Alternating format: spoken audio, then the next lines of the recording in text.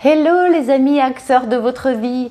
Est-ce que vous savez sous quelle forme on doit prendre les plantes pour qu'elles soient efficaces? Non? Eh bien, écoutez ce qui va suivre. Et puis aussi, si vous voulez être averti des nouvelles vidéos qui arrivent, n'oubliez pas de vous abonner. D'ailleurs, j'en profite pour remercier tous les abonnés. Je vous remercie pour être fidèles et je vous remercie aussi pour tous les messages que vous nous laissez. C'est vraiment génial. Et puis, n'oubliez pas de liker aussi, voilà. Et puis, je vous dis à tout à l'heure après la vidéo. Qu'est-ce que vous recommandez, docteur Labesca? Est-ce que vous recommandez plutôt de prendre les plantes en gélule? Sous quelle forme en fait? Ou en tisane? Moi, je conseille d'abord de prendre les plantes qu'on a chez soi, de préférence, ou qu'on ramasse soi-même, parce que c'est mieux. Alors, on évite les bords des autoroutes et on évite les zones, évidemment, de plein champ où elles sont traitées, hein. Mais je ramasse régulièrement de la consoude, oui, de la consoude, par exemple, pour faire un baume cicatrisant.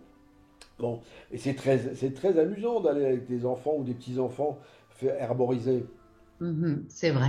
Vous savez que Jean-Jacques Rousseau herborisait, c'est un phytothérapeute, hein, Jean-Jacques Rousseau. Il herborisait au château de Vincennes, alors, dans la banlieue parisienne. Maintenant, je ne vous le conseillerais pas parce que vu l'état du château de Vincennes, enfin l'état des environs du château de Vincennes, on ne peut plus. Donc moi, je crois qu'il faut ramasser ces plantes soi-même quand on peut. Après, si on ne peut pas, ben, on essaye de trouver un herboriste Oui. parce que c'est quand même une garantie, mais sachant, et là encore c'est un des grands principes, c'est un des grands principes œnologiques, hein, c'est-à-dire qu'en principe, le terrain sur lequel on est, la vigne poussera mieux et ça donnera un vin meilleur qu'on appréciera mieux. Et bien, qu'on appréciera plus, pardon. Et c'est pareil pour les plantes. Je pense qu'il faut s'occuper des plantes locales. Ramasser les plantes locales et les traiter soi-même. Ramasser de l'ortie, c'est pas compliqué. Garder un coin dans son jardin où on laisse l'ortie pousser, c'est pas compliqué. Le pissenlit, le chien-dent, enfin, on peut avoir un bon bac de plantes médicinales, d'autant plus que souvent ce sont des plantes aromatiques.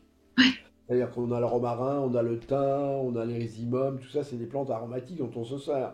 Voilà. Et ça, c'est vraiment l'idéal. Après, la gélule, j'aime pas parce que ça s'absorbe beaucoup plus mal. Comment prend-on les plantes? Dans l'eau chaude, alors soit par infusion, soit par décoction. Infusion pour les parties aériennes et en général souples, et décoction pour les parties dures, que ce soit l'écorce, que ce soit les racines, que ce soit...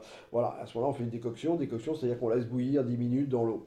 Alors que l'autre, D'accord. on laisse infuser hors du feu pendant 10 minutes. Et l'eau chaude va avoir un effet par elle-même.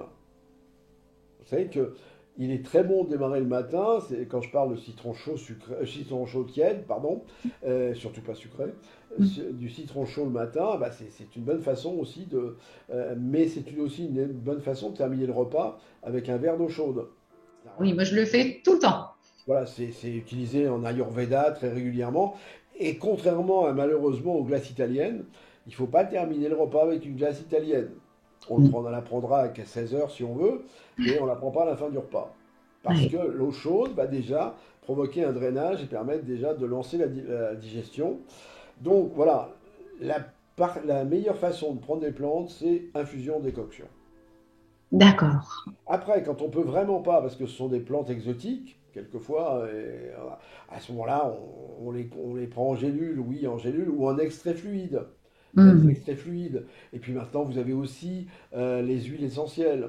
Oui. Les huiles essentielles, alors là, en faisant très attention, parce que les huiles essentielles, c'est une forme concentrée, c'est une vraie bombe.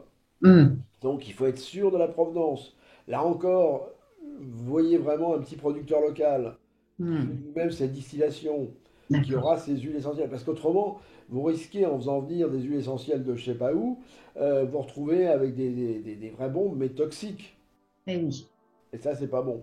Donc, surtout éviter, moi je n'achète jamais sur Internet mes plantes, évidemment, Mhm. sauf vraiment connaître, sauf Oui. si on connaît le producteur qui envoie à ce moment-là, d'accord.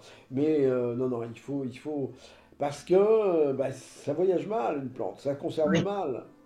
Pourquoi il y avait des herboristes avant? Bah, parce que c'est dans le cadre de l'herboristerie, on faisait sécher les plantes, on les préparait, enfin il y avait tout un travail, hein. Bien sûr. bien sûr. Bon, eh ben ça, maintenant, et quand on voit que les plantes chinoises, par exemple, que les Chinois ont mis du plastique dans les laits pour enfants, on peut s'inquiéter sur ce qu'ils mettent dans leurs plantes, hein. Bien sûr, bien sûr. Voilà, donc c'est pour ça que Et puis, tant qu'on peut, on essaye de faire avec les plantes locales. Oui. Déjà, faisons avec les plantes locales, essayons de retrouver un petit peu les recettes dites de grand-mère, hein, déjà, ce sera pas mal, hein. J'ai le sentiment, et vous allez me dire si je me trompe, que moi, les huiles essentielles, je les utilise dans une phase aiguë. Vraiment, mal de gorge, le rhume qui coule, le nez qui coule, etc. Et les plantes plutôt pour le chronique. Qu'est-ce que vous en pensez? Non, c'est comme les patients qui me disent je prends pas de l'homéopathie pour les urgences. C'est pas vrai. C'est pas vrai. Non, non, non, c'est pas vrai. Vous prenez Alors, après, ça va être une question de quantité. C'est Oui, vrai que si vous prenez une huile essentielle de thym, avec 2 gouttes 3 fois par jour, vous vous en tirez. Alors que si vous faites une infusion de thym, il faudra en prendre 1,5 litre par jour. ah, ok. Moi, je préfère. Je Hmm. préfère faire l'infusion de thym, d'abord parce que j'en ai Oui. du thym et que c'est plus facile à prendre, et puis que mon huile essentielle, je suis pas toujours certain de sa composition, parce que les chromatographies, je les ai pas toujours, et je suis pas toujours certain de sa conservation. Ça se Hmm. conserve pas très longtemps, une huile essentielle, hein, Ah parce que oui. ça s'oxyde, même si les flacons sont bien, même si on fait attention, c'est quand même... Non, non, on commence, mais même dans les formes aiguës, 1,5 litre Et quand vous prenez votre litre et demi d'infusion de thym, en plus vous faites un nettoyage. Ce Oui. que vous faites pas. Et enfin, l'automédication sur les huiles essentielles est quand même pas rien. Hmm. On est Je d'accord. me souviens d'une patiente il y a 3 semaines qui est venue me voir en me disant, je sais pas ce que j'ai une allergie au niveau du corps. Je dis, mais qu'est-ce que vous avez fait? Elle me dit rien, je rentre de vacances de Corse, enfin bon. Et puis elle finit par me dire, ah mais si, j'ai acheté une huile essentielle de carottes sauvages. Bah oui, sauf que l'huile essentielle de carotte sauvage qu'elle a mis sur sa peau en se mettant au soleil, eh ben, ça a créé une photosensibilisation, une réaction. C'est pas rien l'huile essentielle. Non, Bon. c'est pareil. Ou Hmm. alors, il faut le faire en inhalation. Le faire en inhalation. Mais c'est ce qu'on faisait autrefois. Vous savez, dans les Landes où je suis souvent, les grands-mères, là encore, sur des mouchoirs, mettaient de l'essence de térébenthine venant des pins, hein, venant directement du pin, pour que les enfants respirent quand ils avaient un problème bronchique. Alors Exactement. ça peut être utile. Non, non, je crois que les plantes peuvent être tout à fait efficaces rapidement, sans qu'il y ait besoin d'avoir une forme concentrée. Voilà, j'espère que cette vidéo aura répondu à vos attentes. En tous les cas, vous avez vu, hein, ce docteur, eh bien, il nous apporte énormément et je crois qu'il a encore beaucoup à nous apporter. Je pense que je vais pouvoir faire d'autres interviews avec lui. Si vous avez des questions à poser, eh bien, n'hésitez pas à le faire. Je vais lister ces questions et puis ensuite, je lui poserai. Voilà. Et donc, bien écoutez, je vous souhaite un très très bon week-end, si c'est le week-end bientôt. Je ne sais pas quand est-ce que va être diffusée la vidéo en fait. Et puis sinon, voilà. Eh bien, merci pour vos abonnements, merci pour vos commentaires, merci pour vos likes. À très vite.